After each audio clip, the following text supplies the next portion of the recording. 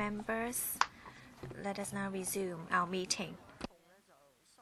So altogether, I received 1931A motions, out of which 13 come from Mr. Chu Hoi Dick, 1 from Mr. Nathan Law, and 5 from Mr. Chan Chi Chun. So after deliberation with them, Mr. Chu Hoi Dick withdrew 1 of his motion, and Mr. Chan Chi Chun also withdrew 1. So altogether, we have to deal with 1731As now. 12 from Mr. Chu, 4 from Mr. Chan, and 1 from Mr. Law. And all these are directly related to the agenda item today.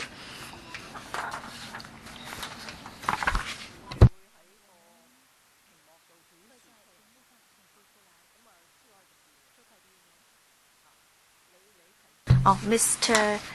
Chu, would you like to read out your motion?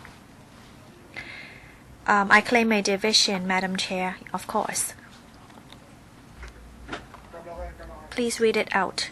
I'm sorry, I cannot see.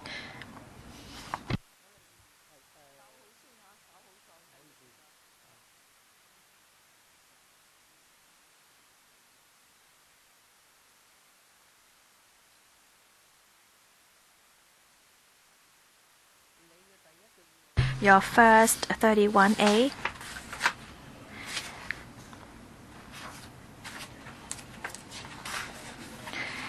In accordance with 31A of the Rules of Procedure of ESC, I would like to move that paper EC 2016-1729, paragraph 12J. I would like to request the government that the future SLO should look into how we can continue to look into the further development of Mui Wo, which is village house, and to look at the impact on the cows and how you can further protect the animals in the area. 組委員會同意處理朱議員呢個議案，根據第31A 段。So we are now considering the motions moved by Mr. Chu Hoi Dick.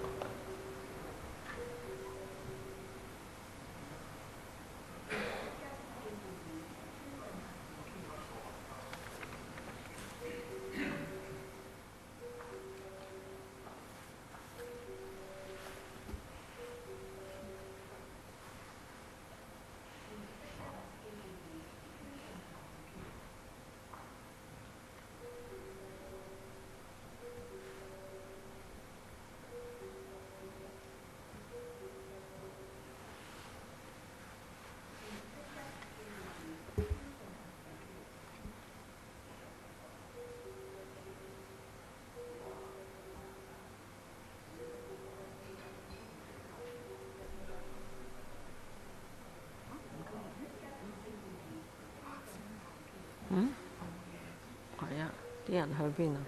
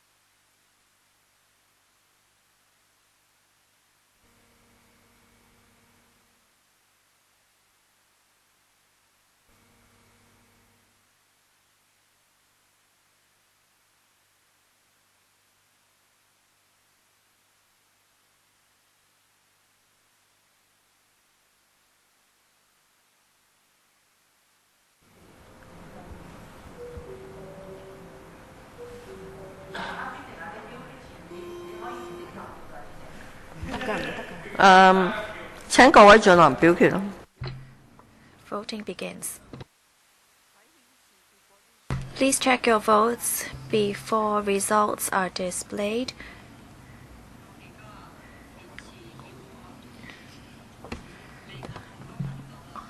Please vote as soon as possible, Mr. Wong.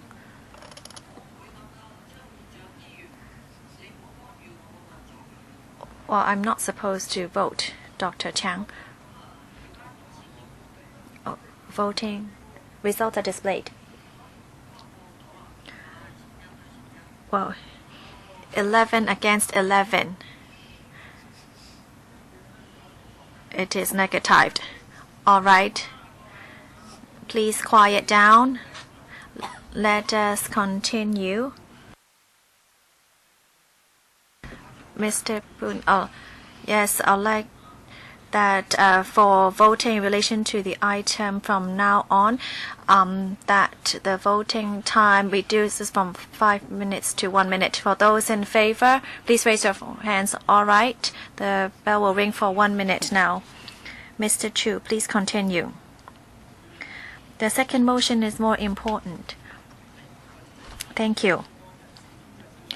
In accordance with 31A, I move the motion that based on paper EC 2016-17-29, paragraph 12J, I call upon that in future the SLO should commit to setting up a development plan for the Bui-o wetlands, and together with other departments to look into waste disposal ordinance to ensure that there would not be any illegal dumping.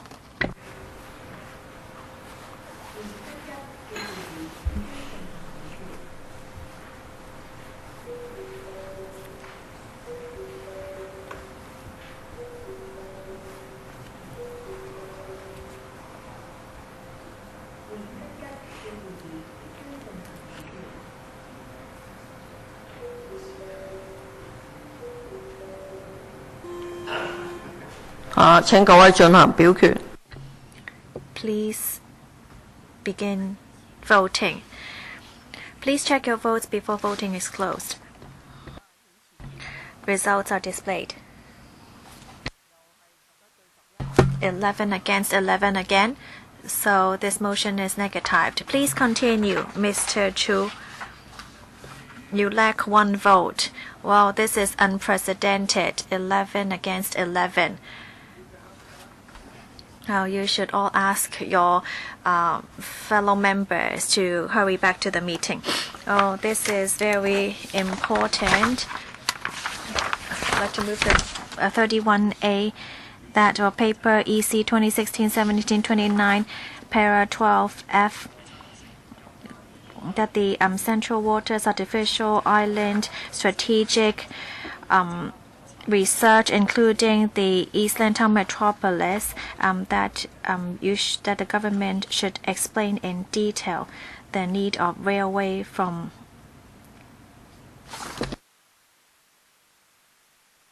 Khao Yi Chau to Stonecutters Island.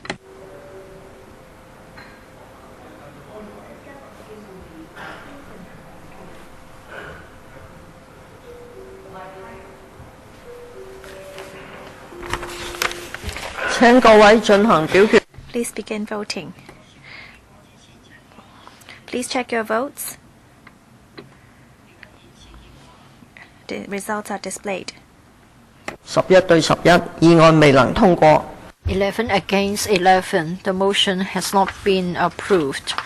I think it was 12 against 11.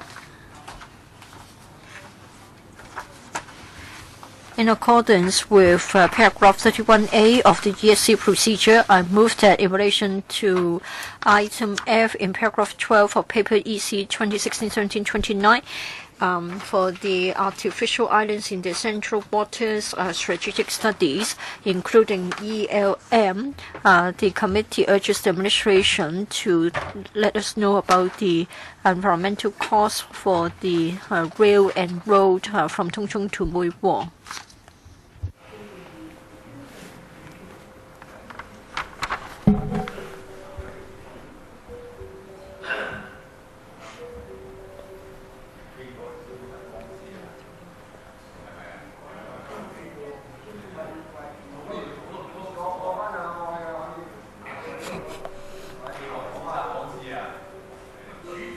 好啦，請進行表。 Voting begins. Before I show the result, members, please check your vote. The result is 12 against 9 for. The motion has not been carried. Mr. Chu, please continue. Thank you, Chair. In accordance with paragraph 31A of the ESC procedure, I move that for paper EC 2016-17-29, paragraph 12J, the subcommittee urges the administration to tell us the following. For the sustainable development of Lantau, how the CEDD and the Development Bureau will work with other government departments to actively respond to the problem of marine refuse on many at the coast of many islands, as well as medical waste at Discovery Bay.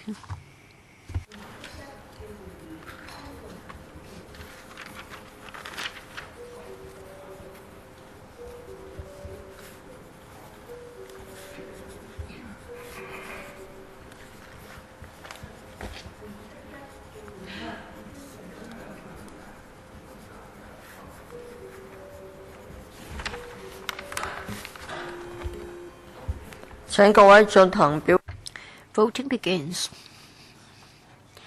Before I show the result, please check your vote.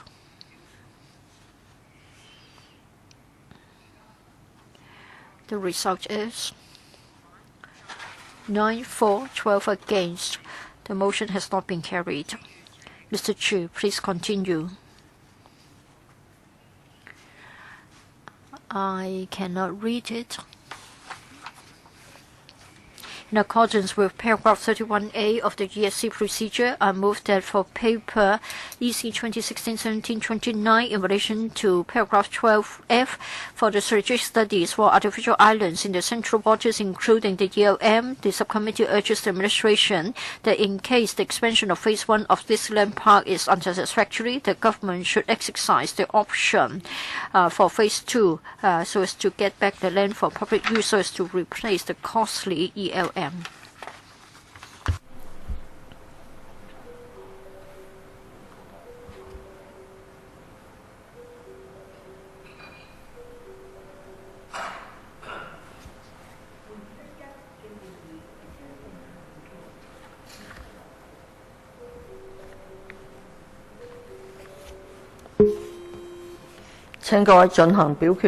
Members, please begin to vote. Before I show the result, please check your vote. The result is 10 for, 12 against. The question hasn't been carried. Mr. Chu, please continue.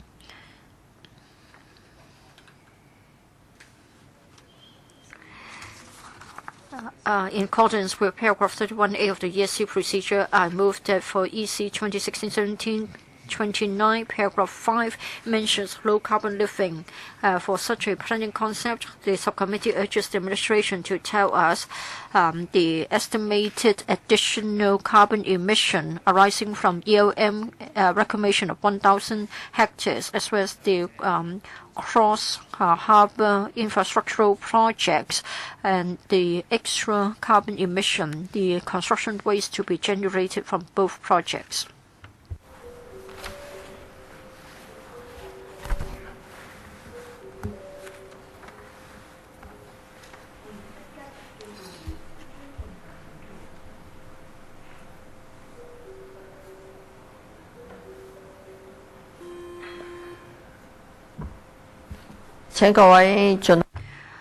Voting begins. Please check your vote before the result is displayed.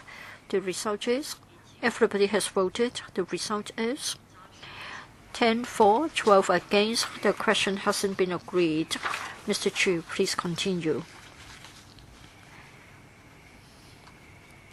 In accordance with paragraph 31A of the ESC procedure, I move that for paper EC 2016-17-29, low carbon living in paragraph 5, This subcommittee urges the administration the following. If we set up the Sustainable Lantau Office, that office should adopt the following important principles. That is the Climate Change Action Blueprint as well as the Paris Agreement. Dispense with unnecessary infrastructure like the ELM so as to contribute to carbon emission reduction.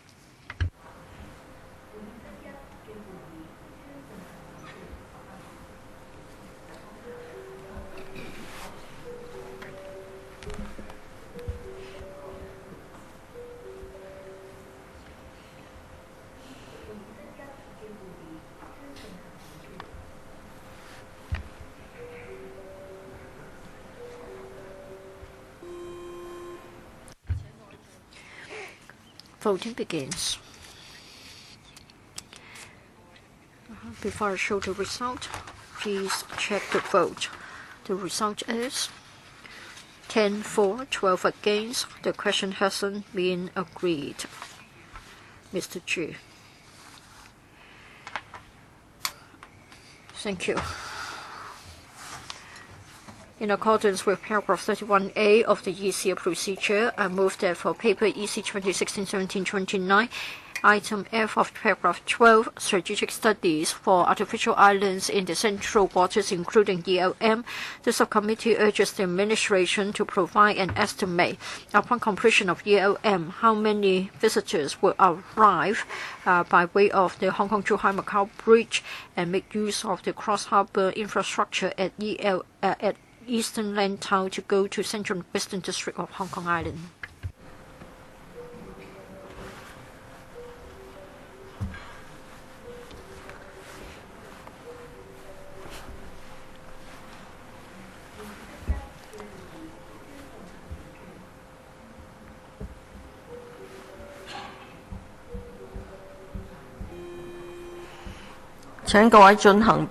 Voting begins. Before I show the result, please check your vote.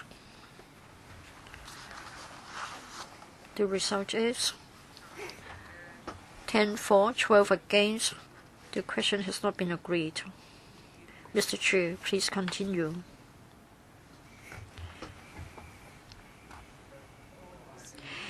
In accordance with paragraph 31A of the ESC procedure, I move that for paper EC 2016-17-29, item F for paragraph 12, strategic studies for artificial islands in the central waters, including ELM, the subcommittee urges the government to provide an estimate upon completion of Eastern Lantau for the next 30 years.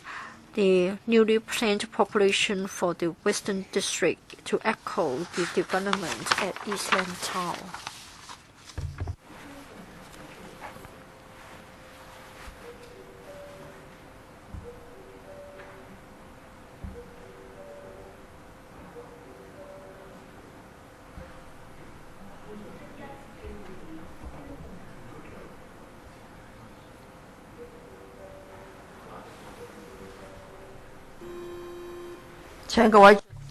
Voting begins. Before I show the result, please check your vote. Yes, we'll wait for you as well. The result is to be shown. 12 for, 12 against. The question hasn't been approved. Mr. Chu, please continue. Yes.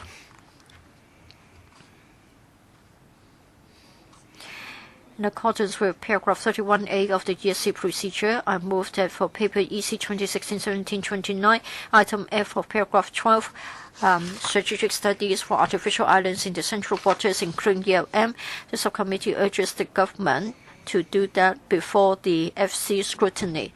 That is, the government must tell us about the preliminary project estimate for reclamation at the ELM as well as the relevant transport infrastructural projects.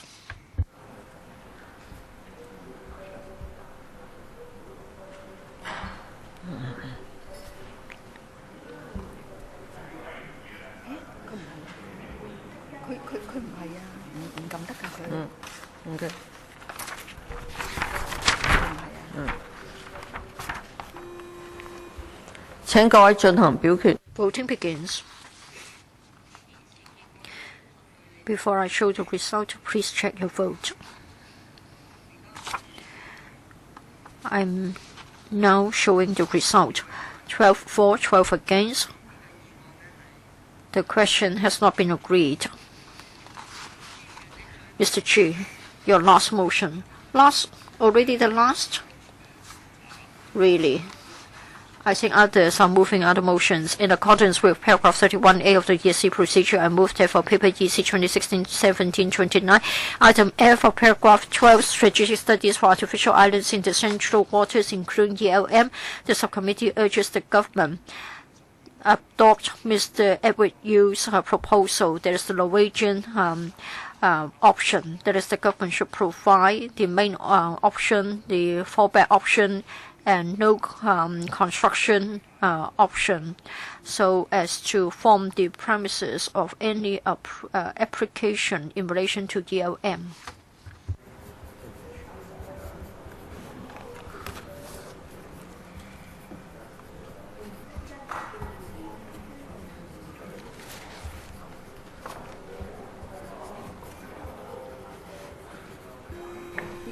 請各位進行表決。 Voting begins.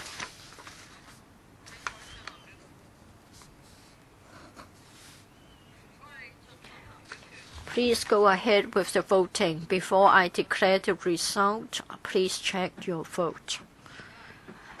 The result is 13 for,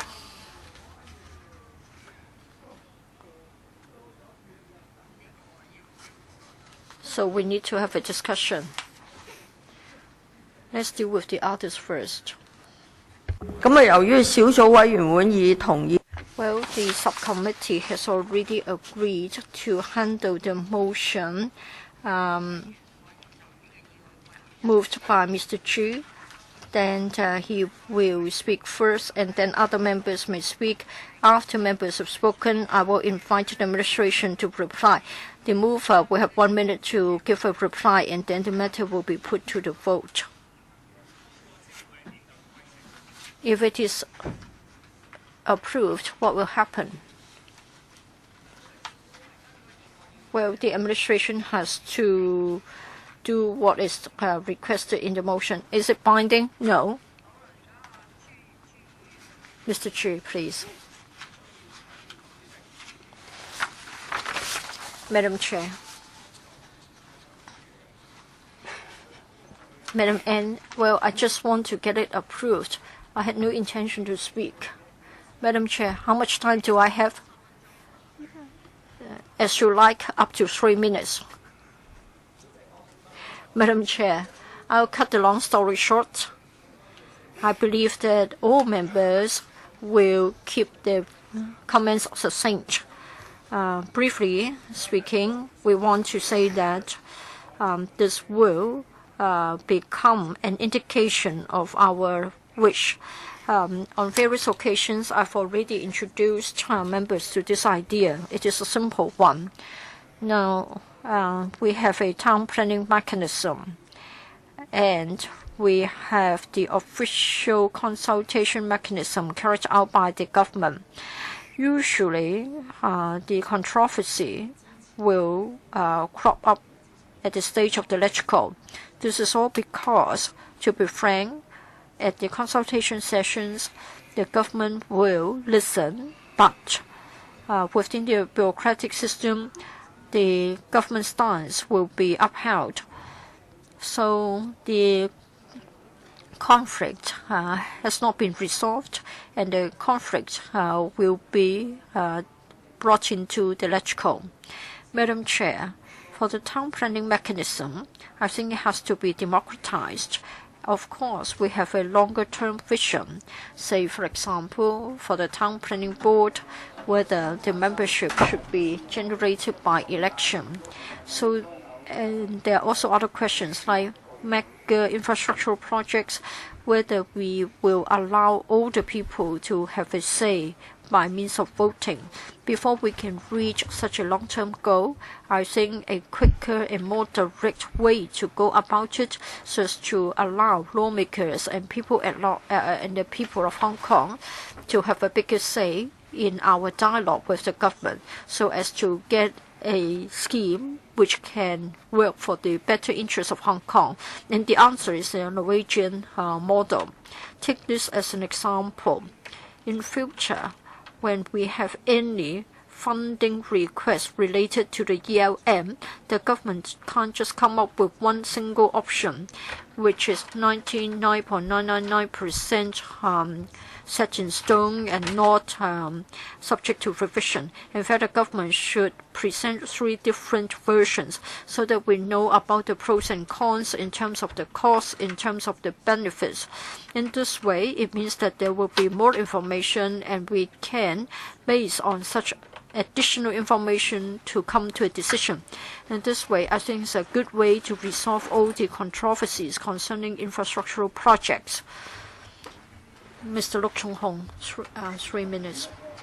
For such a motion without notice, we have already said this many times. It is but a way to drag the feet of the administration. It is but a way to drag the pace of such projects. Construction workers, professionals in the construction industry, people in the queue waiting for housing will be affected. Also, potential purchasers or properties will be affected. This is all because of the uncertainties, because of the uncertainty in the housing supply, because of the escalation of the property prices. The only benefit will be developers who have got a lot of land in their land bank. In other words, the value of the land will continue to go up. Just now, Mr. Pt2 has said that he's against the high land price policy. He would like to reverse such a policy. I just want to say that it is not a government policy. It is not the result of government policies. In fact, our developments are being held back. We are not able to farm land.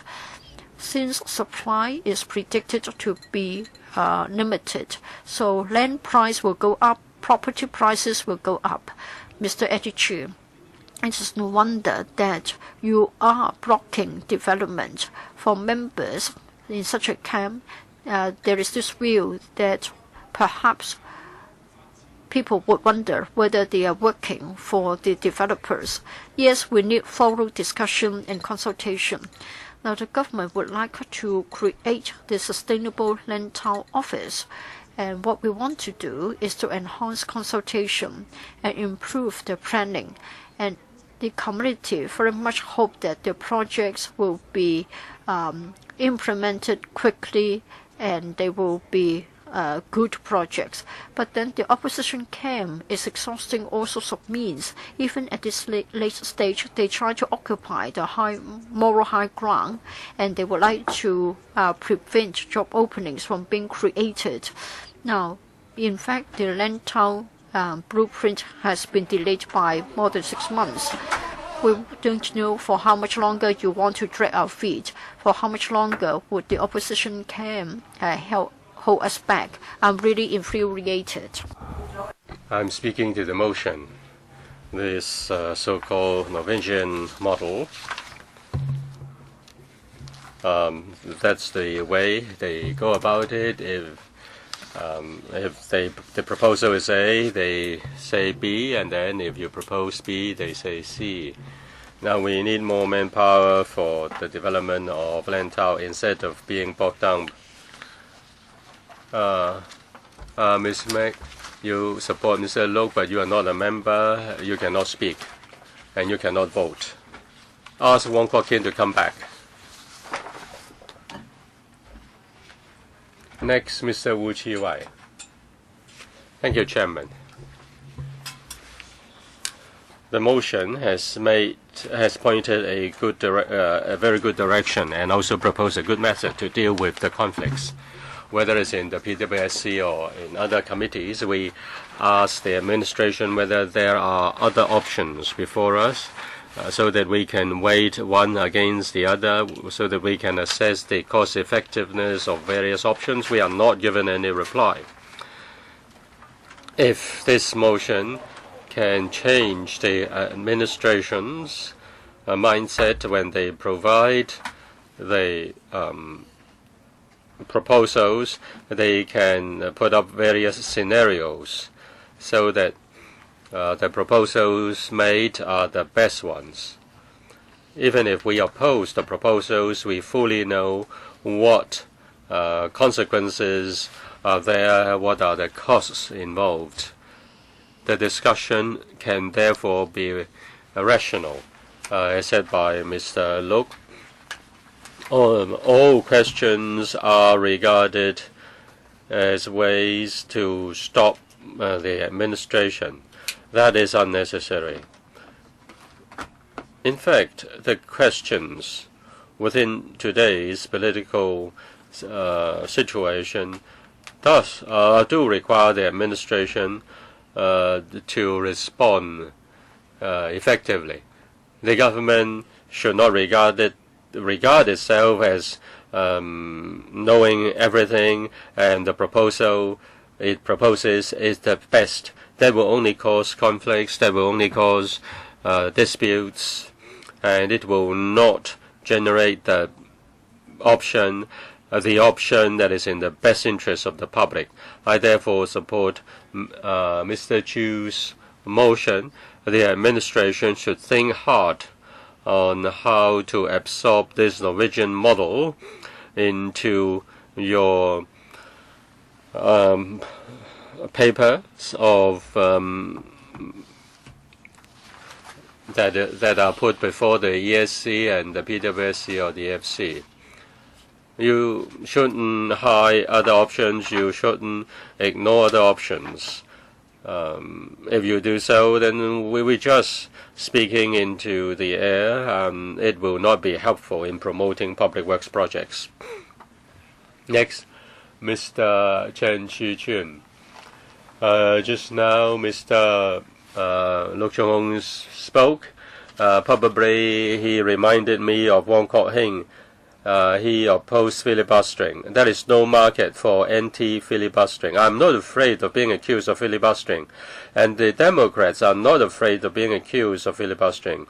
Madam Chairman, I think you are the fairest chairman among the three committees, the FC, the PWSC, and the ESC. I have asked you 4 round of questions, and you discuss with us, and then we move on to 31A motions. And we are very restrained in moving 31A motions. You ask us to consolidate the motions, and we do so. The establishment camp just does not consider whether the motions are substantial or not. In the previous terms, there are members who moved hundreds of 31A motions, but in the 3 committees, the 31A, 32, and also 37A motions are carefully worded. And I'm glad that this 31A motion was endorsed so that we can discuss the motion.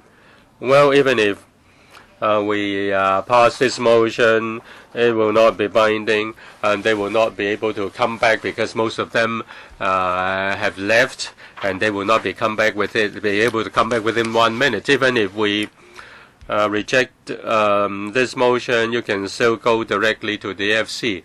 Your voting machine is not in place this time. Now the Democratic Party gives conditional support. You don't need to get the paparazzo to call members to come back. We had similar proposals with regard to the sports complex, and the pro-establishment members thought that certain issues could be discussed, but the administration has the belief that if it has got enough votes, it can ignore everything. So the government officials just say that we are standing in their way, or we're standing in the way of the projects. The administration doesn't care about any voice of objection, doesn't care any reasonable suggestions or comments. Thank you, Chairman. You are very balanced, and you didn't cast your vote so that we can fully express our views. Thank you, Dr. Yu Chung-Yim.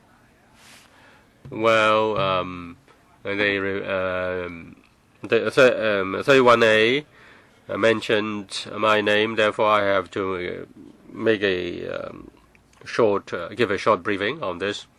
Different parts of the world did experience budget overruns with regard to large-scale projects. Governments of many countries and also academics spent a lot of efforts to find ways to prevent serious delays and serious cost overruns. The Hong Kong government did invite academics of international standing to test out certain models and options. The Norwegian option or Norwegian model has not been tested in Hong Kong. The Norwegian government, by adopting this model, has made achievements. There is evidence showing that through comparing different options instead of having one option, having more options in the comparison to reduce cost overruns and delays. I think the logic is easy to understand. If you have only one option, then you can only trust the consultant as to whether the option is feasible or not if you've got the consultant to do the feasibility study. But the majority of the feasibility, the majority of the options are feasible. So you do not know how feasible an option is. If you have more options, if you have a fallback option, then the consultant can study option A and option B in terms of technology, in terms of the engineering aspect, in terms of the cost aspect, in terms of the environmental aspect, which one is better. And in this comparison, members of the public and members of the council can make a choice, and they will be the boss. We are councillors. We are gatekeepers for the public. We have to make sure that money is well spent, there is no cost overrun, and we can overcome the doubts. Next, Mr. Ho Coming. Chairman, I am suffering from a flu, but I am compelled to speak. Dr. Yu referred to logic, a main option, a fallback option, and no option possibility. Well, in fact, the government has always have this yes or no. That is the main option and the no option. If you vote down, then there is no option. That's the consequence of not having the project. And whether there can be a fallback option, it should not be something that is put before the PWSC or ESC.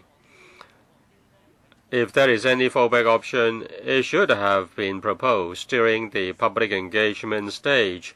People should be allowed to discuss whether one should choose A or B.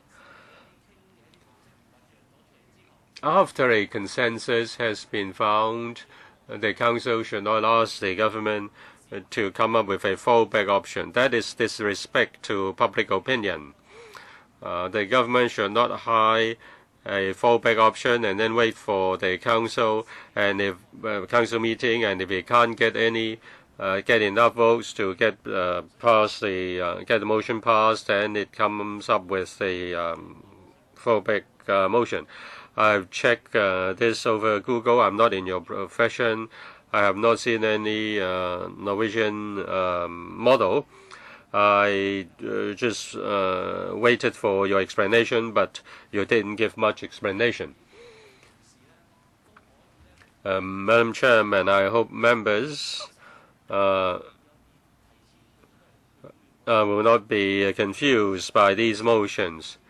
The question is whether posts will be created to plan the development of North Lantau. Can there be better planning for North Lantau? It is worth doing. Villages need better sewerage. They need a better environment, a living environment. But there are no such infrastructure for the villages in North Lantau, and we therefore need to create the posts. The issue before us is whether we create the posts or not to enable the Lantau Development Office to do its work. Of those in the opposition, it should focus on the creation of posts instead of development of East Lantau. If they want money to develop East Lantau, they will come back for that. So please be realistic. Next, Mr. Holden Chow. Thank you, Chairman. The motion by the opposition is to delay the proposal. It wants to delay the creation of posts for the development of Lantau. The motion without notice is in fact a digression. You've already heard that the ESC is to decide on the creation post for the SLO. With the posts, there will be manpower for the better development of Lantau. There will be a lot of plans and programs. These posts are for the facilitating the development of Lantau. The planning for the artificial island for Tongcheng East will come under the SLO. We have made a number of suggestions, including traffic and transport. The government should not move people in without providing traffic and transport infrastructure, and people will have a lot of grievances. I have made such proposals, and I also have made my demand. I asked the government to solve traffic and transport problems after they've got the manpower for SLO. Reclamation in Tongcheng East will lead to the moving in of population in 2023, the earliest, and the new Tongcheng extension station will only be available in 2026. That is unreasonable. You need the mass transit first before you move in the population. Otherwise, after people move in, they will have grievances. Same for the artificial island. Now there are drawings showing the transport links, but detailed information is not available.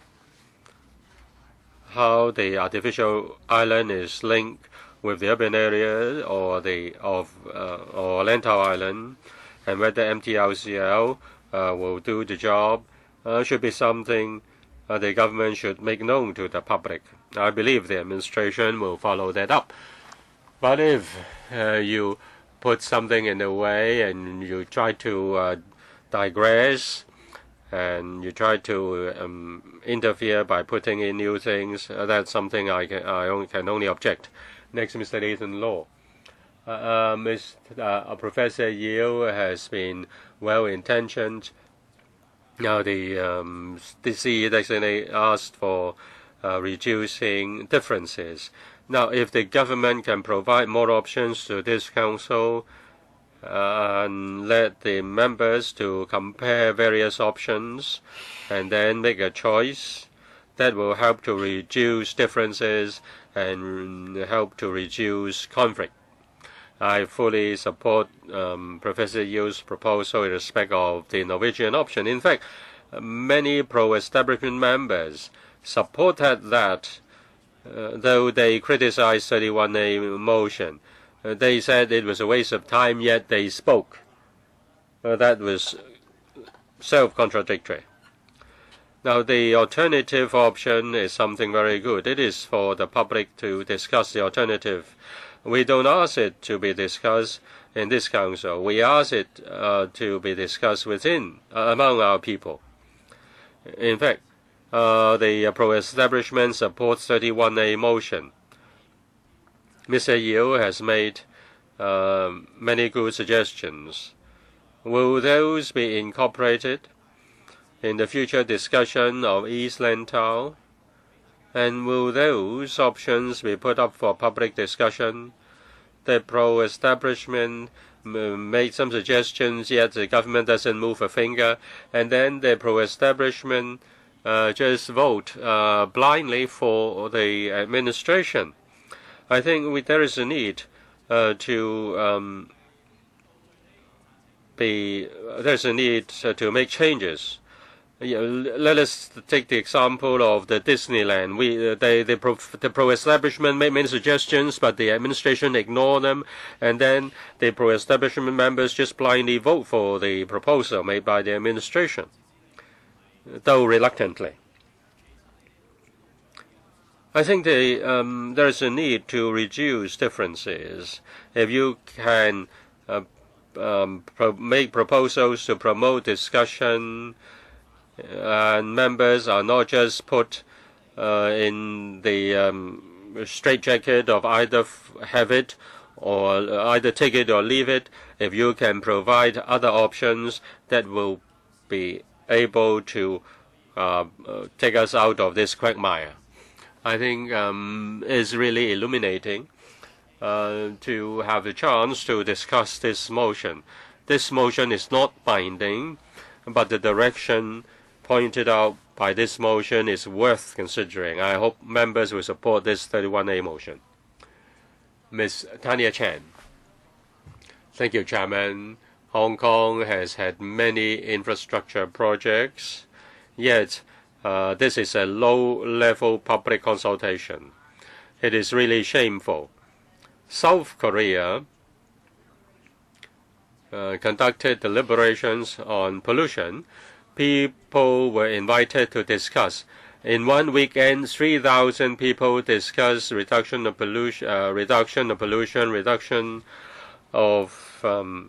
that is to counteract the foolish decision by Donald Trump, who decided to leave the Paris Agreement.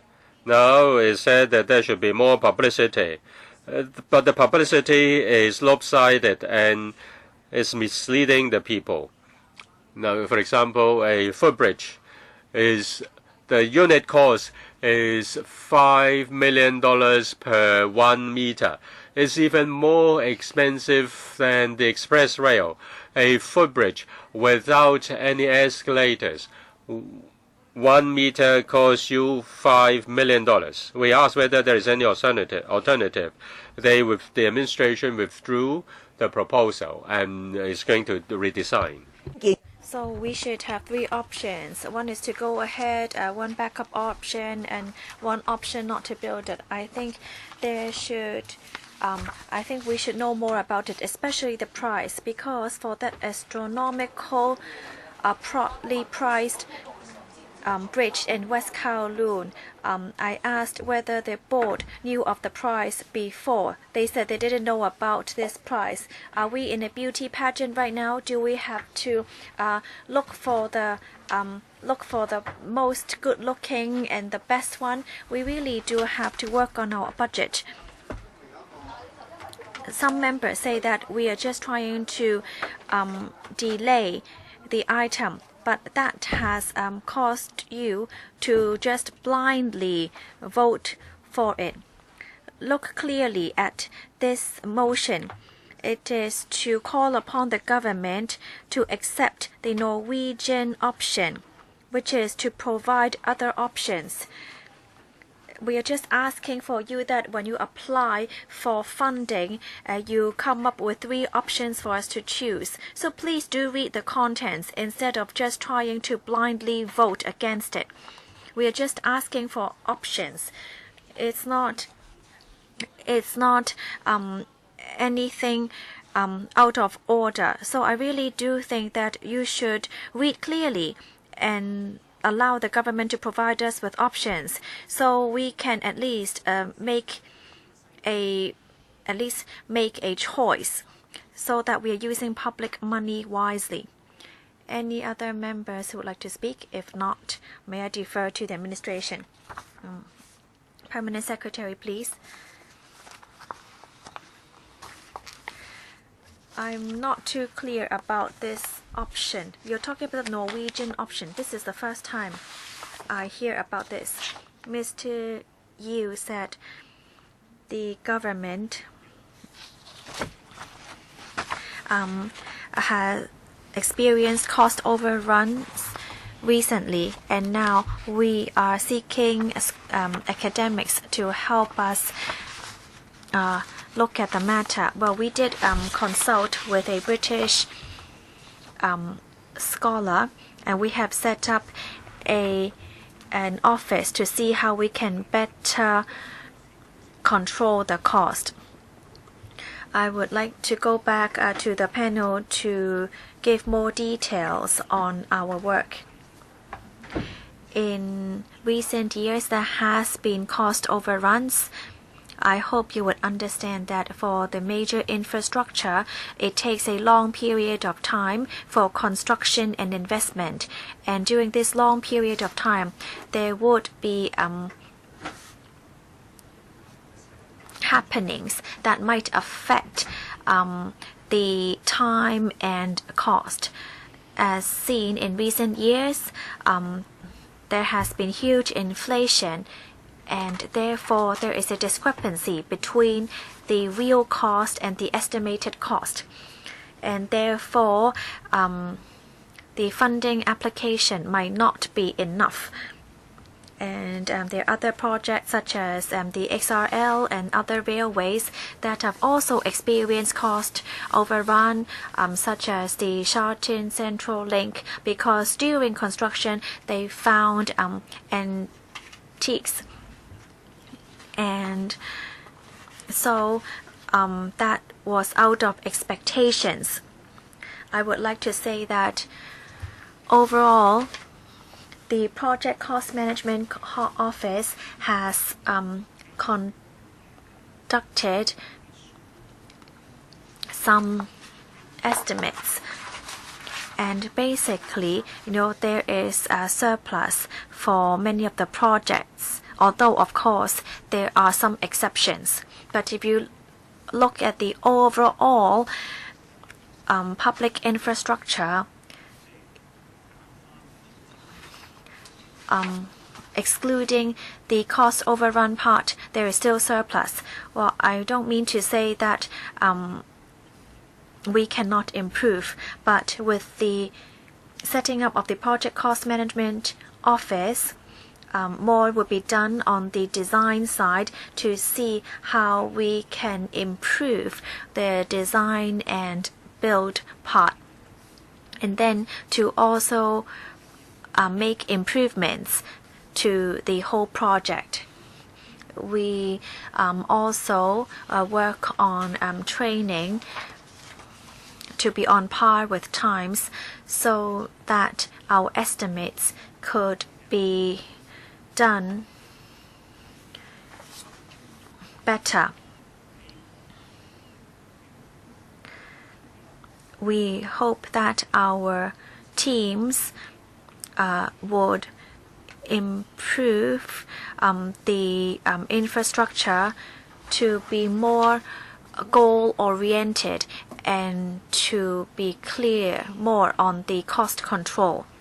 Coming back to the Norwegian option, well, I have to admit that I really don't know what's in the Norwegian option. So I'm just reading off here that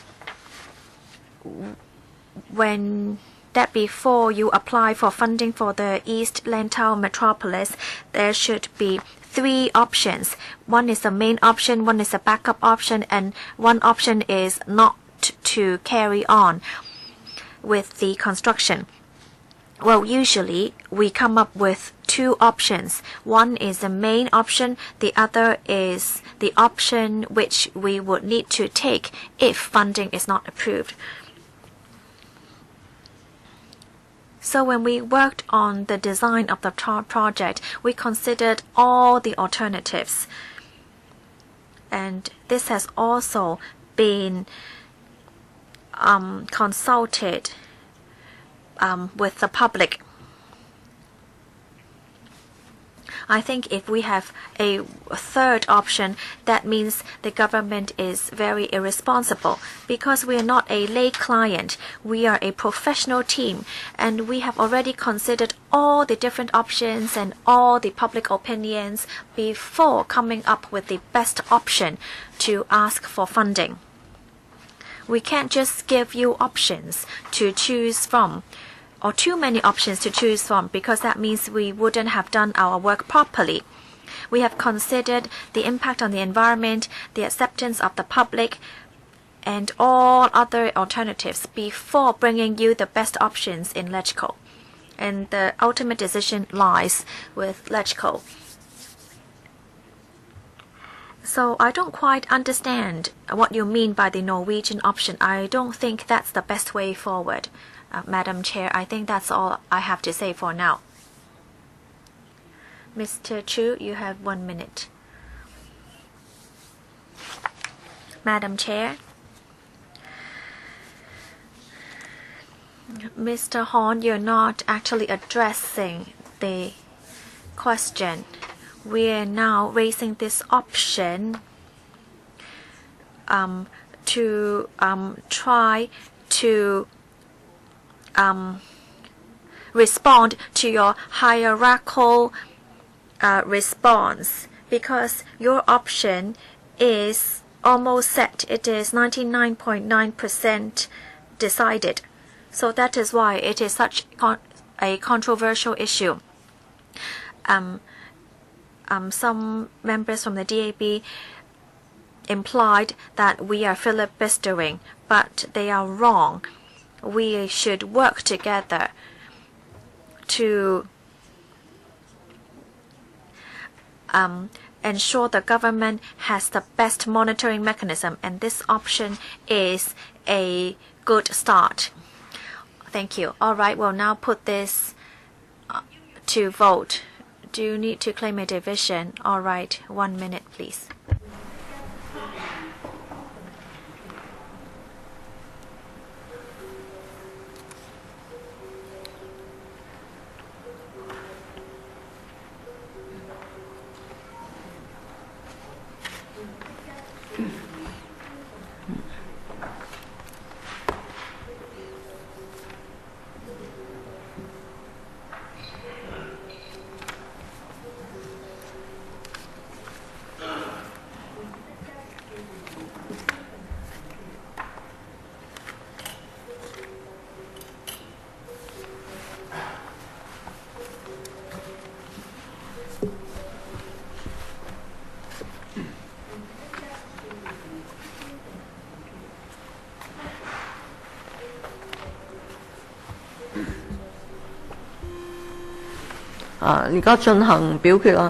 Voting begins.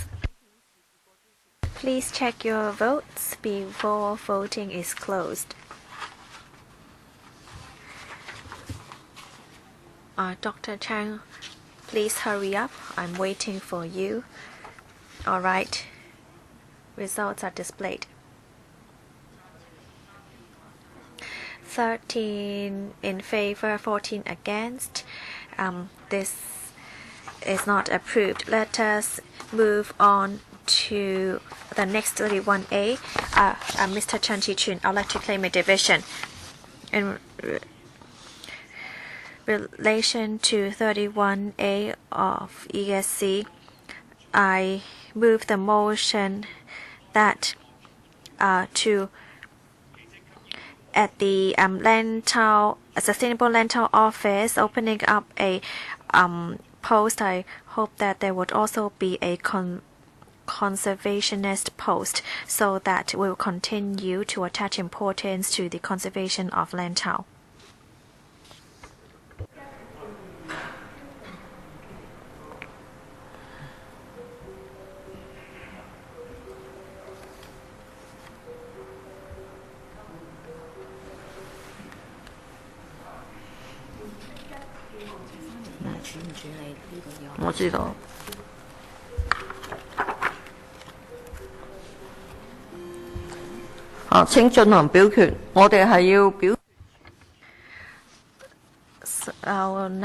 I'd like to put this to vote. We are going to vote on whether we are going to handle Mr. Chan's 31A. 13 in favor, 15 against. This is not approved. Would you like to claim a division for your next 31A? Yes. I move the motion that as the SLO will only have a chief engineer and one conservation officer in support. And I call upon that within 3 months of the setting up of the SLO, you should look into the population capability of Lantau and East Lantau, and then to recruit a professional organization to conduct detailed study, and then to decide whether to continue with the Lantau blueprint after the research is completed.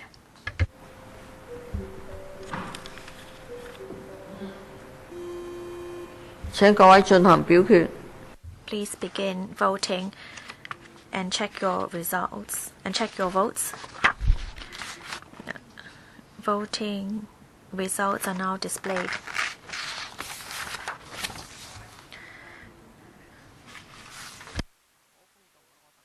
I'm very fair. I'll wait for Dr. Yu. All right, results are displayed. Any technical issues? No, right? Were you able to vote? All right. Well, too bad. 12 in favor, 15 against. It is negatived. Mr. Chen, please continue. Thank you, Madam Chair. You claim a division? Yes.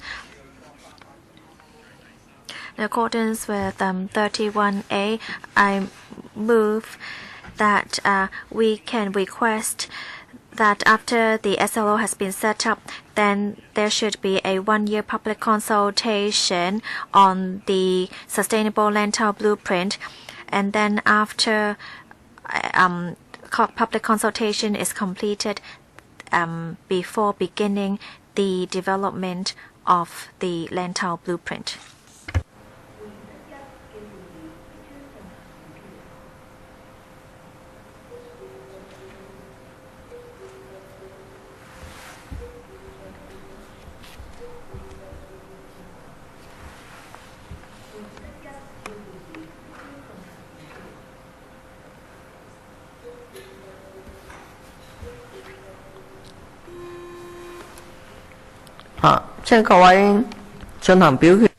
Please begin voting.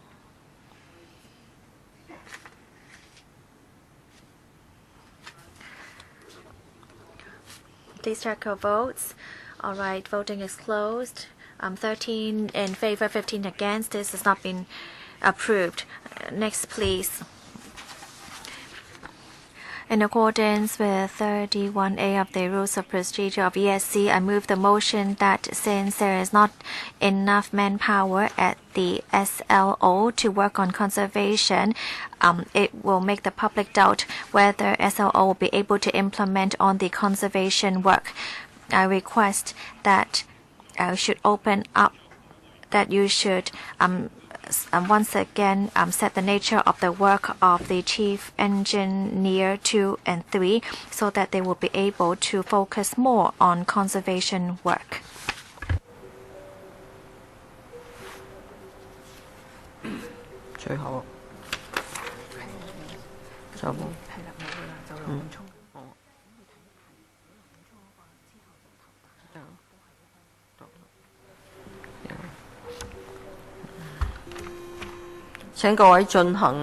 Please begin voting.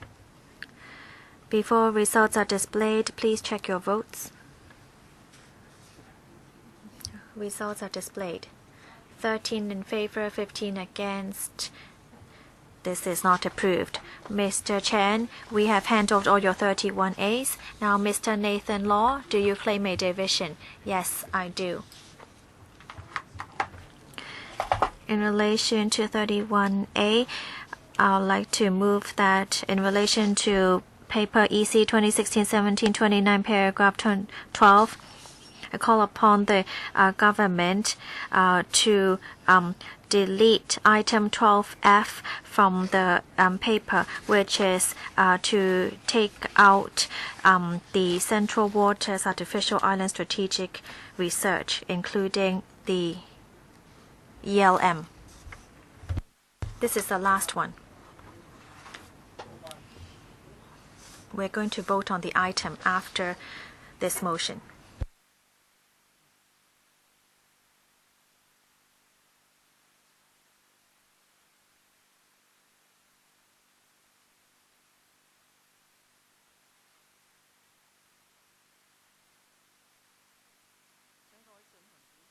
Please begin voting. Please check your votes.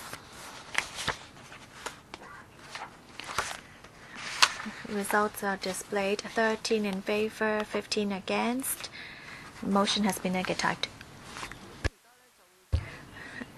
Now we're going to vote on item EC 2016-17-29. I'd like to remind all of you before voting that the Development Department submitted new information yesterday. So there has been a change in the name of the post. There has been a supplementary paper. So we have 1 minute. Does anyone claim a division? Well, 1 minute, please.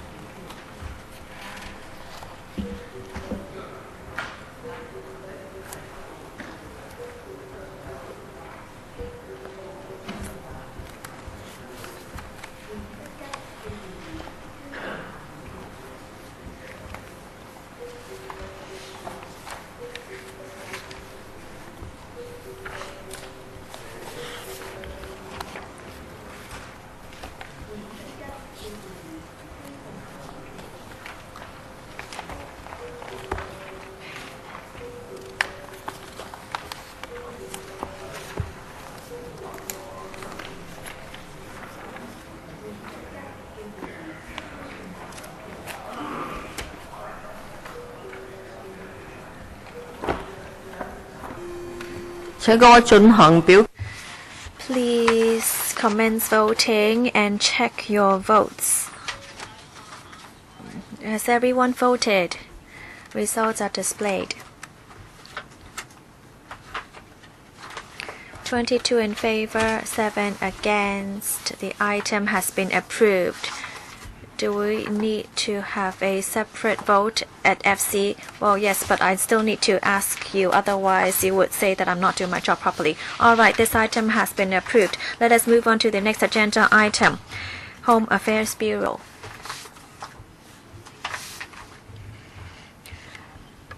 Please invite the administration in.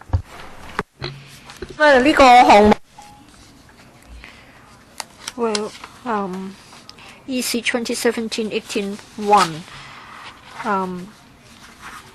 This is to have this proposal being vetted retention of the following supernumerary posts in the Community Care Fund CCF Secretariat under the Home Affairs Bureau for 5 years from 1st July 2017 to the 30th of June 2022 to continue to provide dedicated directorate support to the CCF to ensure its smooth operation.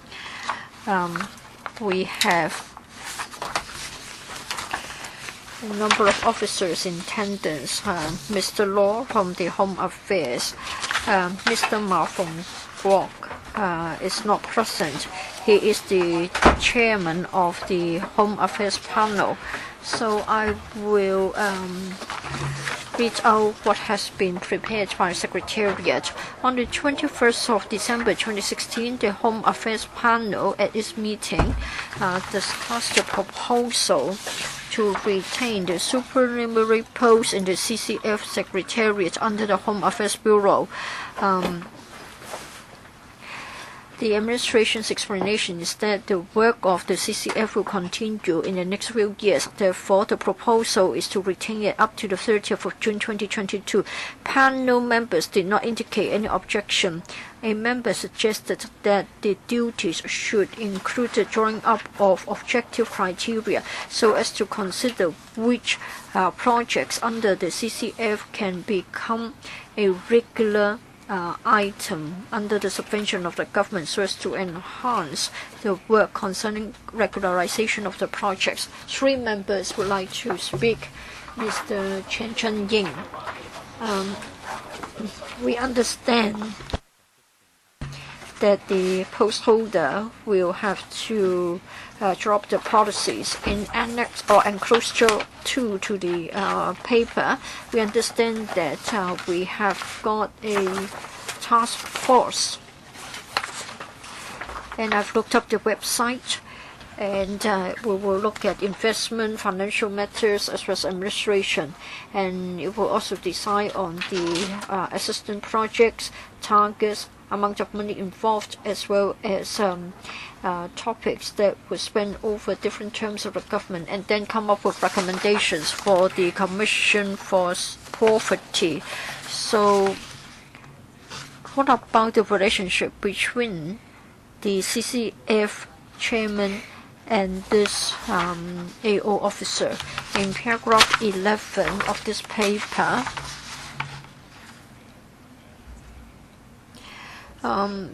the officer is also responsible for the use of the funds as well as the investment strategy. It is said that $15 billion will be entrusted with the Hong Kong MA, or rather the exchange fund for investment. I want to know what the final say about the investment strategy. And then for Enclosure 3 to the paper, which gives us the organizational chart. Other than the PS, we have only got 2 other persons who are experienced in accounting matters. I just wonder whether we should get somebody who is well versed in investment. Now, I want to know whether we are having the same person holding the post, or has there been a change of personnel? Mr. Long, to answer the simple question first. Well, Mr. Ao Yang, sitting next to me, assumed the post in 2015. Prior to that, there was another officer holding the post. This is the normal deployment of civil servants. In relation to the division of labor among the various parties mentioned in the question, well, we would like to retain this post. It will take care of the secretariat. The secretariat is a dedicated secretariat for the CCF. For this PS, she is responsible for the CCF Secretariat. The officer will be responsible for the policy matters. That's about the running of the fund. For the fund to decide which projects will be covered in terms of provision of assistance, and in terms of the operational details, well, the Secretariat will help with the assessment of the effectiveness of the schemes and try to recommend whether the project should be continued. They will also look at the projects together with other departments or bureaus to see whether a project should be regularized. For investment, the task force has a similar role as the PAS. The PAS has the secretariat. Therefore, basic study will be carried out, recommendations will be made. As to the investment strategy, well, the task force will have a discussion, and then the Poverty Commission will be briefed before an agreement will be arrived at. Mr. Chen, well, you talked about the PS as the head. I want to know whether he should have accounting and financial knowledge so as to know how to make the investment strategies. Mr. Long, thank you, Madam Chair. For the investment strategy of the CCF, well, as we've indicated in our organization chart, we have a treasury accountant as well as accounting officers taking care of the matter. For the investment strategy, currently the CCF's investment strategy is such that money not needed for the time being will be vested, will be sort of referred to the Hong Kong MA so that it will be managed by the exchange fund. The advantage is that the return will be stable and the risk is manageable, because the worst case scenario will be 0 for the rate of return. And so the decision will be made by the CCF task force. Alvin Young, if I may ask a broader question, and that's in relation to paragraph 12 of the paper. It says that the existing programs will at least be operated until 2019. For this post, it will be retained for 5 years up to 2022. My question is, will the administration consider 5 years being too long a period of time? Now, there will be a change of government. I think a proper way and safer way is to align the duration of the post with the duration of the existing programs so that they will all end by 2019, because the new term government may have other views. Won't you say that this is a better way to go about it? Mr. Law, thank you, Madam Chair. On this occasion, we hope that the PS post can be retained for 5 years. I think we are being pragmatic. According to the paper was written in April. It says that the existing programs will at least be operated until 2019. But just last week, the Commission on Poverty will have another 8 more programs. For the programs that we have with us, they will be operated at least until 2020. Bureaus, departments, and other stakeholders outside of the government have always been making suggestions about possible programs of the CCF, and the relevant bureaus and departments are working on the ideas. Now, for the CCF, the balance is about $20 billion. So even for existing programs, they will last until at least 2020. So we believe that the CCF will continue to operate during the new term of the government. So it is a more pragmatic proposal to get it for 5 years. We want to have flexibility. And then for the new term of the government, as well as the CCF, as well as the Commission on Poverty, if they do have new ideas, the Secretariat can tie in with their work. But we believe that it is quite certain that we need the post for another 5 years. Madam Chair, if I may also look at it from another perspective, the CCF has been in operation for 6 years. In 2013, it started with it being subsumed under the Commission on Poverty. I think it has to do with taking care of the elders in the community, and also providing a low income working family assistance. Well, I want to know whether there is indeed a need for this kind of setup.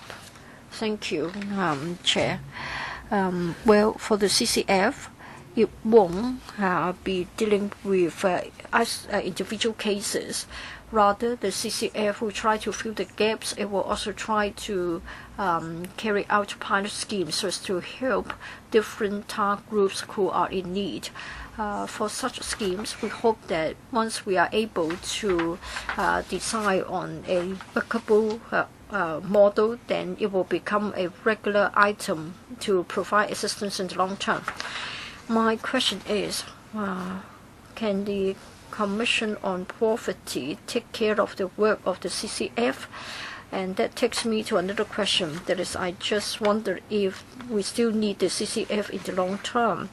In other words, do we really need this post? Mr. Law, I've mentioned briefly that the CCF can be effective in the sense that it has got a fund, it has got an amount of money. The Secretariat members have been liaising and consulting the stakeholders and the disadvantaged groups. The CCF has been running 40 programs after approval.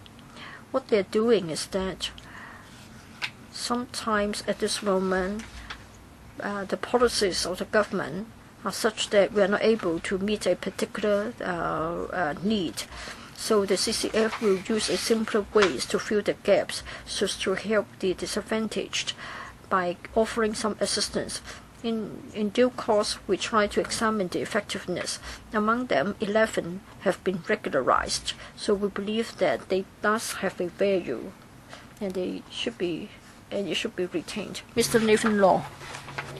Sorry, the mic hasn't been switched on. Thank you, Madam Chair. For the post involved, I think the duration has a lot to do with the future of the CCF. Let me come to my question.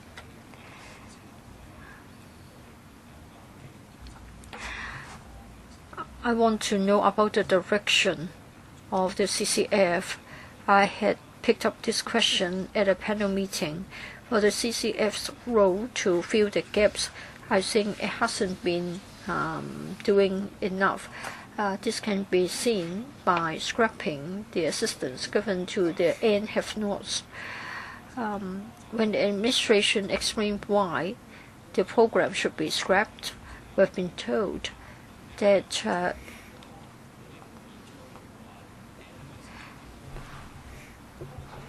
in case we don't give a rental waiver to the public housing tenants, the have-nots will not be given the same. I don't think we should regard the have-nots assistance in the same way.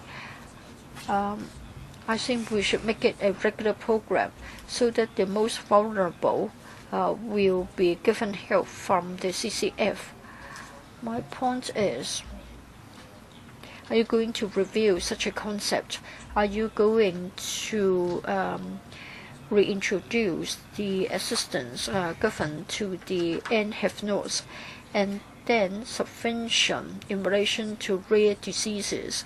The CCF used to have a program, but it wasn't effective. Our patients groups have come to petition. And there was this patient who came to attend one of our public hearings.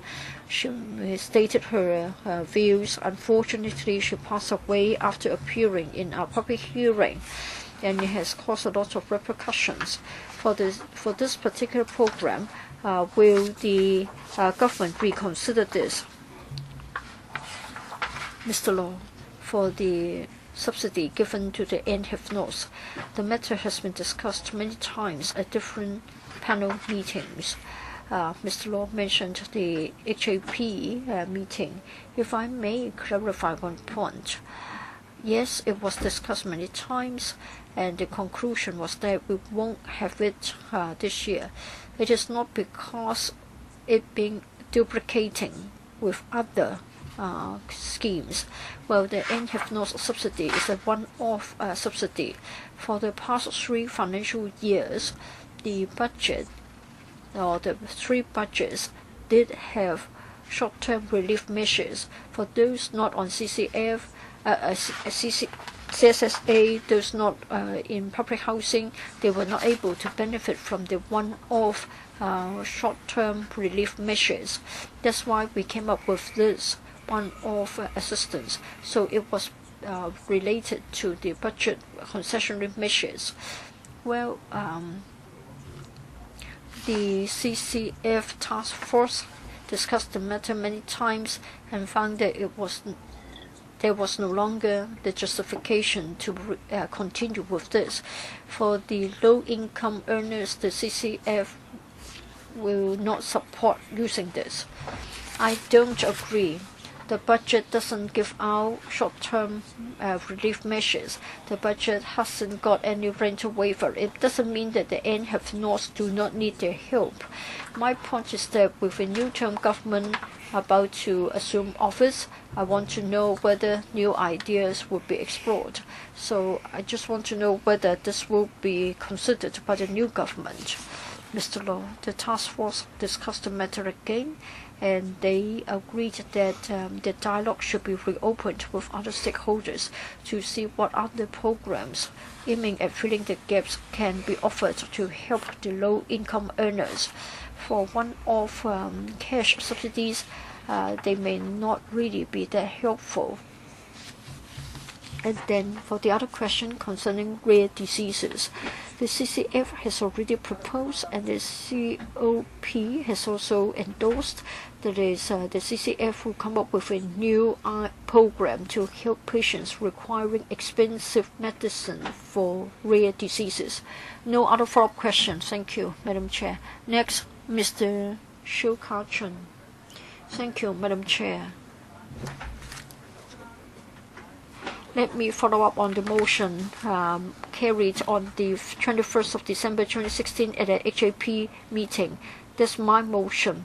The CCF's program for NHIF was scrapped. So I think it's better to change the name of that program because it is a careless program because you don't care about others. Even though the motion is not legally binding, but then the motion has been carried. So are you going to change the name of the CCF because it is no longer a caring fund? It just doesn't care. I think when the CCF was first set up, the slogan was wonderful, saying that both the private sector and the public sector should come up with $5 billion.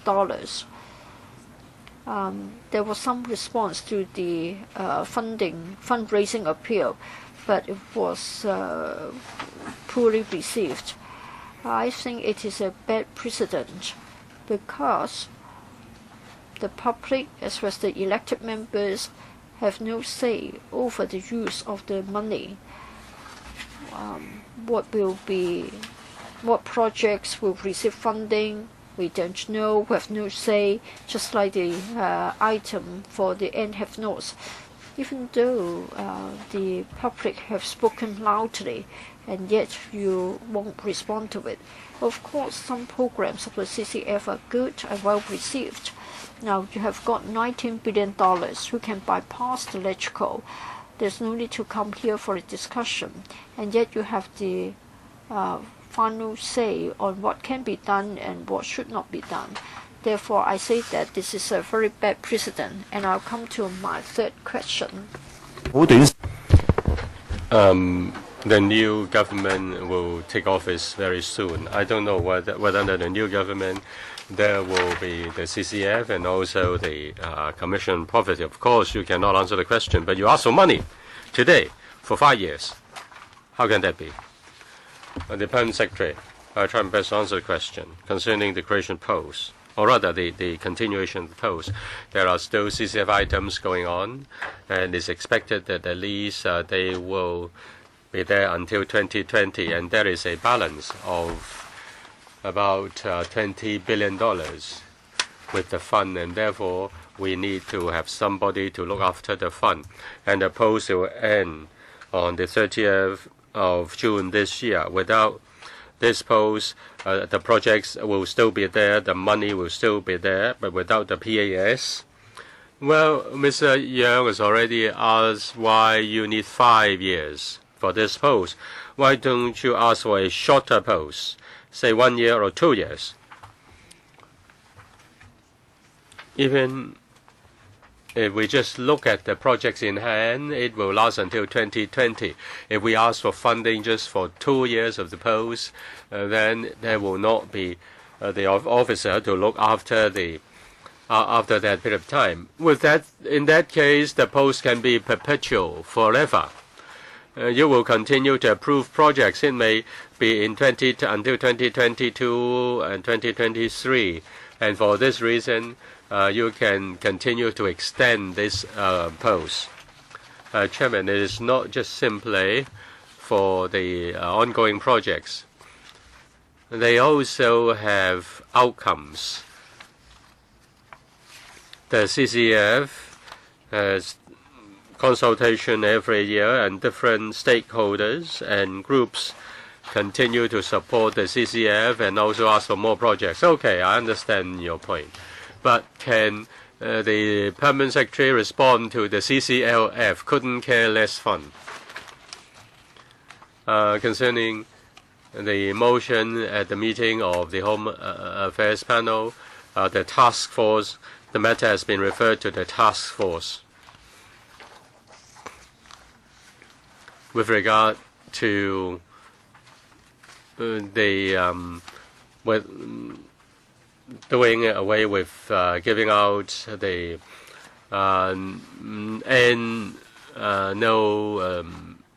funding for the NOs. Well, the task force is studying that, and they have yet to make a decision. You don't need to reply to the Home Affairs Panel then. Maybe you give him a proper reply after the meeting. Next, Dr. Fernando Cheung. According to the Permanent Secretary, the PAS is only a messenger. He listens to the view of this council and then referred it to the task force, and after that, nothing has transpired. We need a messenger. We don't need a PAS. If you look at the work of the PAS if you look at the work of the CCF, which looks after those who are left out in the social security system, quite a number of people have been helped. But these people should have been helped by public policy, but the government refused to do so, and therefore has set up a fund as a stopgap measure. So you look so-called to look after those who are left out in the code. Now for the cancellation of the support for NOs, and also for the measures to support those who suffer from rare illnesses but not given any subsidy in terms of drugs. These measures are always full of holes. Now you say the PAS has a lot of work to do, but concerning financial aspect, Mr. Chen has already pointed out that the majority are invested with the exchange fund. Now, since HKM may invest on your behalf, what kind of investment can you do?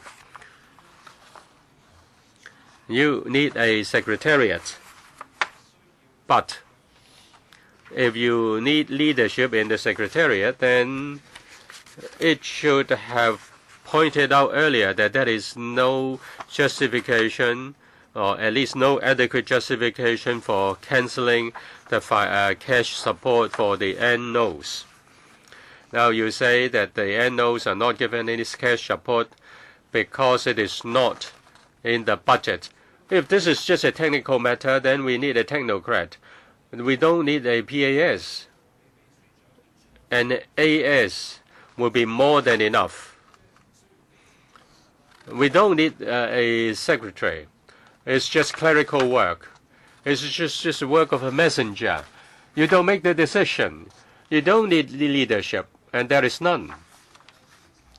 And you are unable to point out the fallacy in the decision. It seems that it is correct in deciding not to provide cash support to the NOs.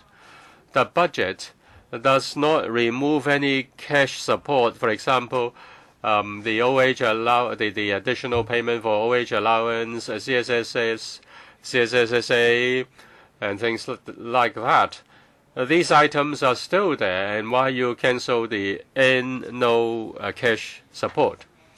NOs means they are left out in the Social Security system.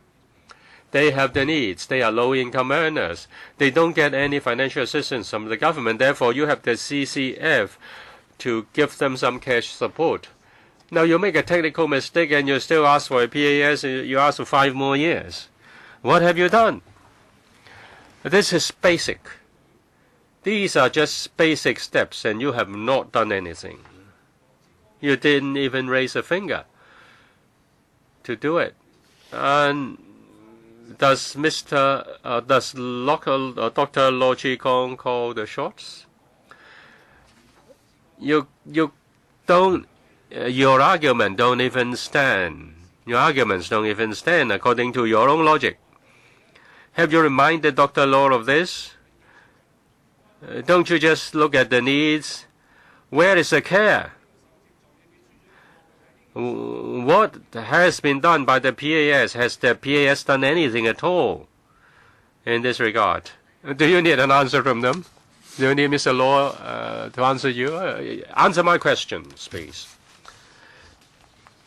The PAS is the secretariat for the task force, and the outcomes from public consultations are brought before the committee for discussion. So it's a messenger. And the task force has conducted a detailed discussion on subsidy for the NOs. The view is to deal with the problems of this group, more sustainable support should be given. Say, for example, low-income family assistance, and also longer-term support for the elderly instead of one-off cash support per year. And the CCF is of the view that more studies have to be done on the needs of different disadvantaged groups so as to come up with new measures to support them. This is the view of the task force. Next, Ms. Tanya Chan. Thank you, Chairman. I also have some doubts, Madam Chairman, with regard to paragraph 11 concerning the PAS CCF. The duties and responsibilities are listed under paragraph 11 in comparison with enclosure 4.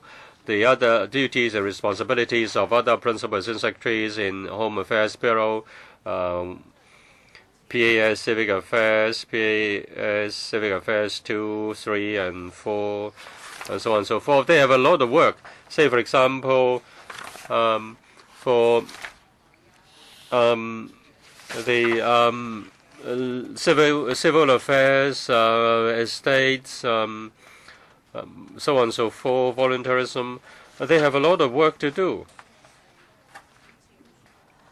It seems that the PASCCF is quite a good job in the sense that it doesn't have a lot of work to do. It doesn't have a lot of work to do. That is a senior church accountant and accounting officer to help out, and that is investment done by the HKAMA. 14 people are supporting the PAS.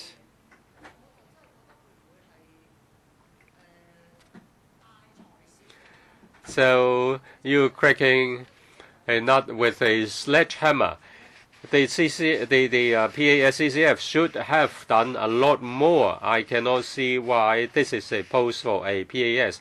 There is no decision to make. Say, for example, cutting subsidy to the NOs. He doesn't say a word. And he's not responsible for investment. Somebody does the accounting. It's not for him to decide on the investments. So why? You need a PAS to do clerical work in the secretariat, and he is leading a dozen or so people. The PAS, the permanent secretary, rather. Now, he leads the secretariat. The secretariat supports the task force in respect of the papers and the minutes.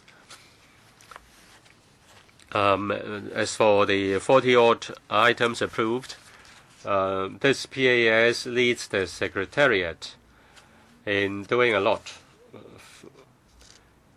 in respect of liaising different stakeholders and also policy bureaus and departments.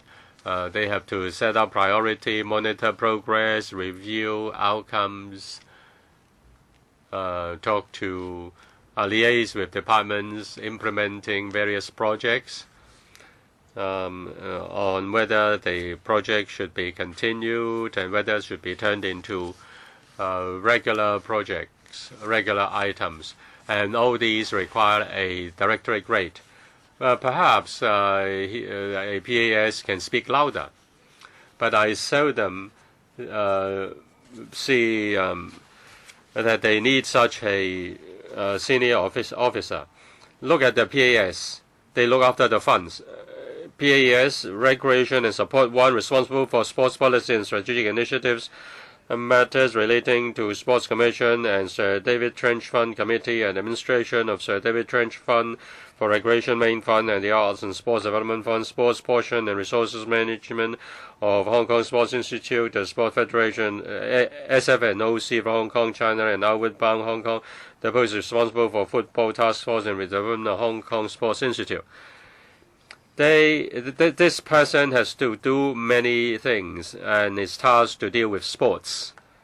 And also the Chinese Temple Fund, they have to talk to different bureaus. I'm not saying that Mr. Ao Yang's office is not working hard enough.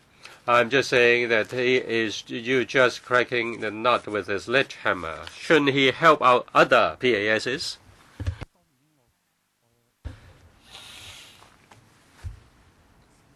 Now within the HAB, our colleagues all have heavy workload. And it is hard to compare the work of different posts. The CCF does have important responsibilities. The CCF adopts a flexible approach to help those out who have fallen between two stools, so to speak. And we should not downplay the importance of the work. Dr. K.K. Kwok, we should revisit what the CCF is. Now, in the year 2011, there was anti-rich sentiment. CSOA, Henry Tang probably was pondering running for CE. He did something. He did some advanced works. It was said that it was a matching fund, half and half between the administration and the business sector, but later the government nearly funded all of the CCF. These are just remedial measures, 100% government fund. Now, many much needed items should have been dealt with by government policy. Say for supporting the students of mental illnesses, the medical scheme, the first phase for giving subsidy to buy new drugs. These shouldn't be done by the CCF. For the mental students with mental illness, we should set up a mental health authority coordinating the efforts of the Education Bureau, the SWD, and the HA Hospital Authority. Those who have special education needs, whether they are in secondary schools or in the universities or primary schools, they should be assisted through this. Now you provide funding, but funding cannot solve the problem. You give them money, but money can't solve their problems. The second point is, which I think you're irresponsible, if the money is not funded by the HA, by the government, say the rare illnesses, then the CCF will provide the subsidy. When somebody died because of this,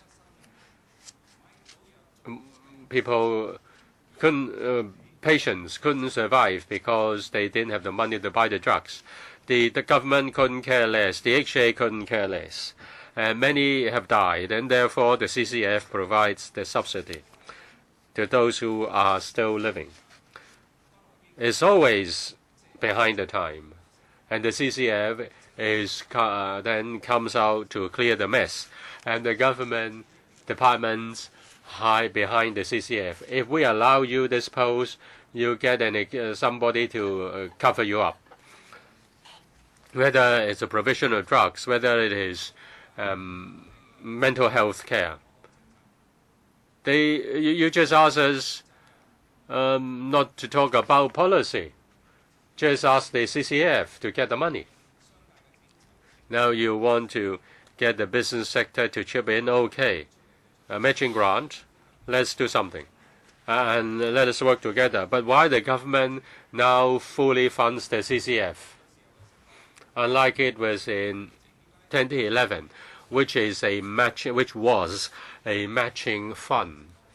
Why didn't you honor the promise?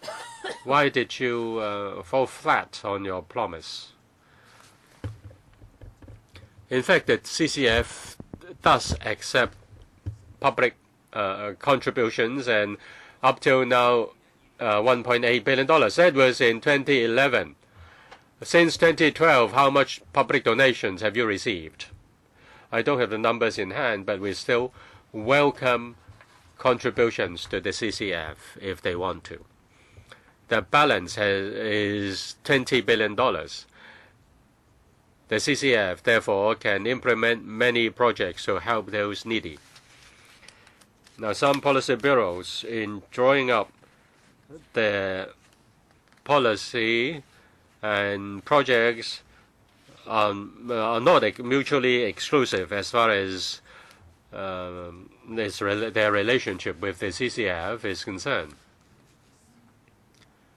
Now, if they want to test out a certain project, the traditional government approach will require a longer planning period, and there may not be adequate information and which mode is most feasible. There is room for testing, and the CCF is able to fill up the gaps, so to speak. There may be something that are left out and within the government, and then the CCF can conduct pilot schemes, and if outcomes are proven, then I can give you some examples. 11 pilot projects have now turned into regular projects. Next, Mr. Xiu Ka-chun. Thank you, Chairman. I ask the Permanent Secretary to answer the important question asked by Dr. K.K. Kwok in writing. Since 2011, how much donations have been received? Have you stopped inviting donations? Is the contribution by the private sector just nominal? Is the CCF a bad example? You mentioned caring for those who have been left out. I think you will repeat that. Why are people left out? You are just working at the downstream, but you need to look into the upstream It's actually a problem with the policy. You are leaving out many people. When are you going to try to compensate for that? Maybe, I use the term leaving out. It's already quite a positive term. The thing we need to look into is that the government should review its policy. Because if you're really sincere, then why don't you review the social welfare policies to see what can be improved and to see who has been left out? I'm worried that you are trying to hide something, and you're actually asking people to take poison to stop the poison inside. Well, for some of the programs, you only provide funding for 2 years, some for 3 years, and then after the completion of the programs, you say that those are only trial runs, and those would not become regular programs. So you see that everything is very fragmented, such as the SEN programs. It doesn't match with the long-term policy in social welfare. So please address why you don't work on fixing the policy problem. Second, can you try not to hide or try to evade from the issue? And thirdly, why are you making all the programs so fragmented? Deputy Secretary, thank you. Well, CCF, as I have explained, is a bit different. It's not exactly a social welfare program. Social welfare policy has its own mechanism, but CCF only provides a convenience to use simpler methods, to adopt new ways to try to help those in need. These are only short-term relief measures. Therefore, the CCF can only try to fund certain people, those which we know need assistance. And as you know, we work on trial and error. Then we would work on certain programs, and if some we see a long-term need, then it would become a regular program. I want you to provide a paper on how many of the trial programs became regular programs. Well, it's actually 11 that became regular programs. Dr. Fernando Chan, please. Thank you, Madam Chair. The PAS has 5 roles. One including consulting the public to look at what kind of measure is effective, to review the policies. And so your goal is to try to help those with financial need, to help alleviate the poor.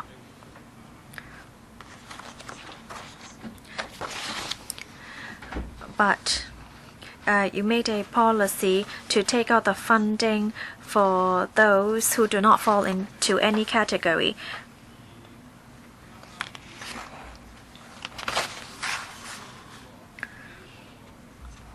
And after announcing such a policy, there was a huge response from the NGOs. It's a very important funding for the needy, and why can you just unilaterally withdraw it? I think this needs to be a long-term funding. I don't see any other items or programs that can help these people who do not fall into any category. They do not even get the subsidy, the basic subsidy. But you ask for the opening, or for the continuation of 5 years for the PAS post. I see you just only as a messenger. I don't see any leadership role, nor, or maybe just because you're not able to give me an answer. But in your policy of stopping funding for those who do not fall into any category, what role does the PAS play other than passing the message? I just see the PAS as a messenger in relaying the message made by the task force. Well, if you only act as a messenger, why do we need a PAS? We just need a secretary. So can you tell us what role the PAS played in the taking out of the funding for those who do not fall into any category? The PAS and his team is responsible for work, for different lines of work. Every year the Secretariat will also conduct public consultation. I'm talking about what you have done in and what is your part, or what part did you play in the taking out of the funding for those who do not fall into any category? Did you conduct any public consultation? Well, this February, the CCF Secretariat organized 2 public consultations with many participants raising this funding assistance. The Secretariat collated the views from the public consultations for further discussion. So what were the views received? The Secretariat through different channels such as email, letters and other channels collated views. So what would the views be direct?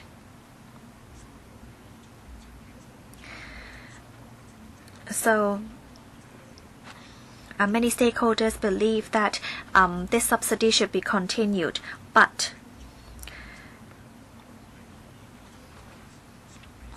can this actually become a recurrent scheme?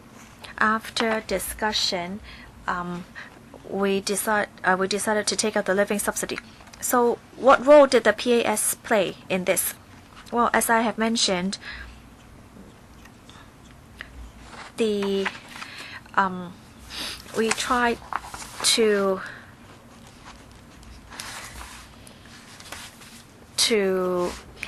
list out what could be done.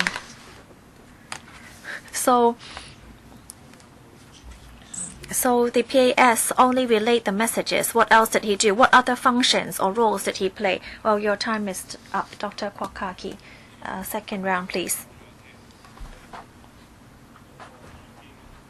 The CCF itself, at this point, we see that there's a lot of work that should be done but not yet be done. You talked about 18 programs. Many should be carried out by the government because basically you cannot find any alternatives. For the N have not subsidies. There is no substitute for that. For the expensive medicine for the rare diseases, there are also no other alternative. And for the patients recovering from mental diseases, mental illnesses, there is also no alternative. So the CCF actually is doing or adopting many programs that are not actually experiments. Well, if you are working on experiments, then you should try 3 or 4 different schemes and then pick the best one. But this is not what I see. you come up with certain subsidies, and then when you're criticized by people, for example, for those who need expensive medicines and for those who need medicine for mental illnesses, you try to downplay your wrongdoings, and then you ask the CCF to provide some sort of subsidies. But this is not the right way forward. In 2011, there was some external funding. For example, 5 billion of matching funds from the business sector. Now you said there's around 20 billion. Well, if there's 20 billion from the government, there should be 20 billion matching funds from the business sector.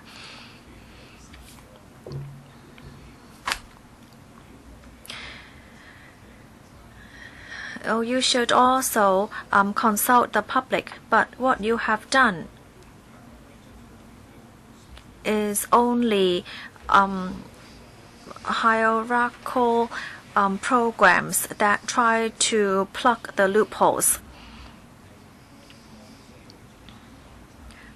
Or if you ask other organizations to do it, I'm sure that it wouldn't be as bad as what the CCF has done.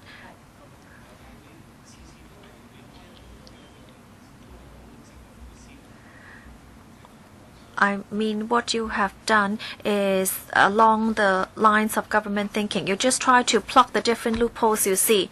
Can you tell me what the PAS? Well, let's say there is funding for the PAS. How can the PAS realize the pledge made in 2011 to once again introduce the matching funds from the business sector to come up with some new programs? So you should get about 30 billion from the business sector if they are matching funds. Deputy Secretary, would you invite matching funds? Well, yes, we have always invited. Well, just don't try to deviate. Just give me a direct answer. Matching funds is not a designated arrangement. We welcome donations. So from 2012 till now, I asked you whether there have been any other funding. You said none. Well, from the beginning till now, I'm not asking about then. Well, the 1.8 billion ended in 2011 or 2012. I want to ask about the money from 2012 to now. Has there been any huge funds from other sectors? Well, I'm sorry, I don't have the figure on hand. Third round, Mr. Shiu Ka-chun. I'd like to follow up on what I said earlier, to request the administration to provide written response. So 11 of the trial programs became regular programs. So what is the standard for deciding, or who is responsible to decide which programs can become regular and so who can come up with such a decision? And secondly, of course, every time you open a post, I would ask you such a question. You always tell the social welfare sector that there should only be one-off subsidy or one lump sum, and to try to come up with quick responses to the society, that there would only be a lump sum grant.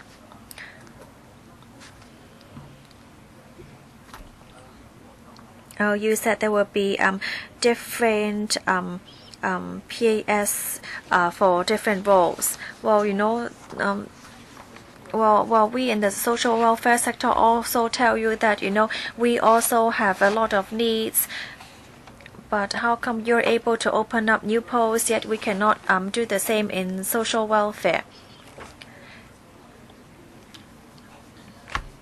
Why do you need a post to only look at the CCF?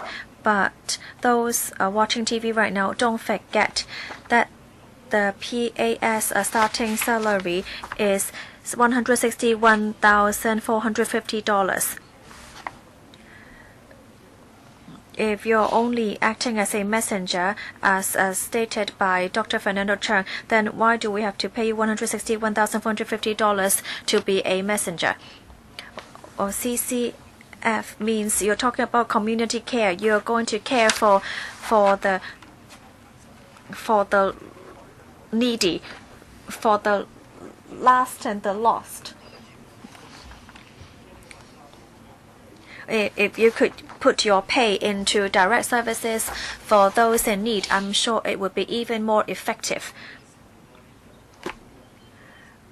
Can the PAS reflect on what he has or has not done? Deputy Secretary. Oh, thank you.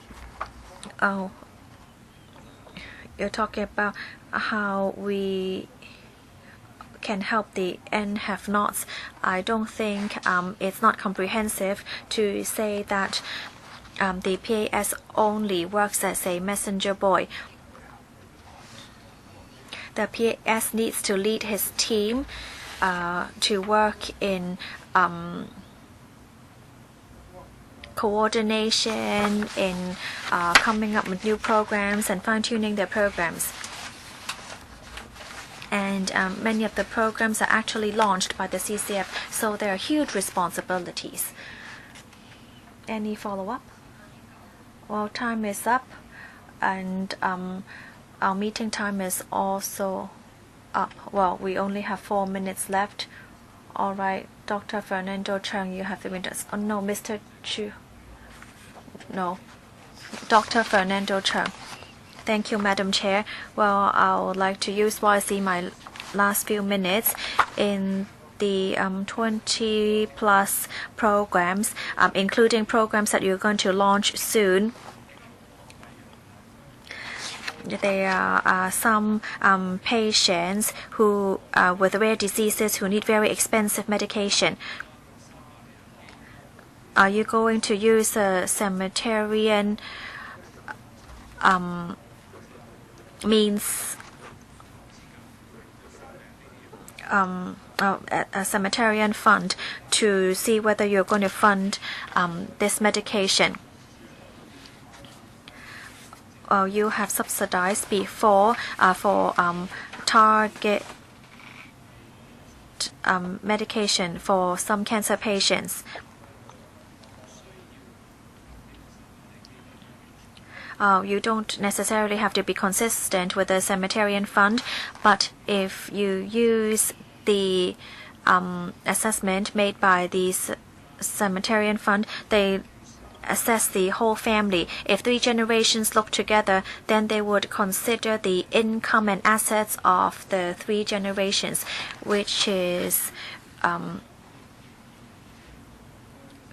really ridiculous. So will you actually review your mechanism to really consider the needs of the people and to be more humanitarian?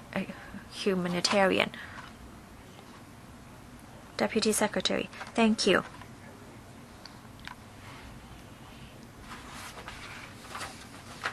You talked about the subsidy for expensive medication. We have considered your views. Although we follow the cemeterian fund, we understand that the medication is very expensive, and therefore, other than looking at the usual means test, we have also included